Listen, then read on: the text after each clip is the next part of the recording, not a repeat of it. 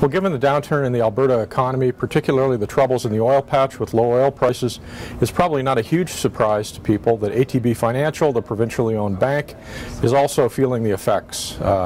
Today, Friday, the bank announced its annual results for the fiscal year just ended March 31st, and profits are down more than 70% to about $108 million from the record results of last year. The bank is primarily affected by what are called loan loss provisions. That number reflects loan loss provisions, which are up more than 400% to about $387 million from about $72 million last year. Now, just to explain, loan loss provisions are not an actual cash loss. It is a fund effectively set aside by the bank to prepare for the possibility of loan defaults in the coming year.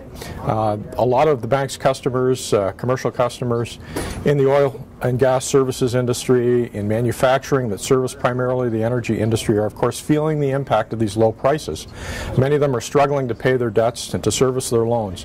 So this provision is an effort to quantify what impact, worst case scenario, the bank might experience in the next year or two from loan defaults.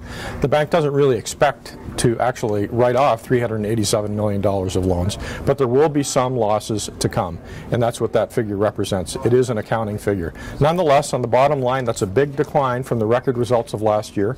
There are some good indicators that the underlying business is healthy. Revenues are actually up. Loan growth is solid. Deposit growth up about 1%. So some good signs that the underlying business is healthy, and certainly will go on to record years ahead, no doubt, once we get through this recession.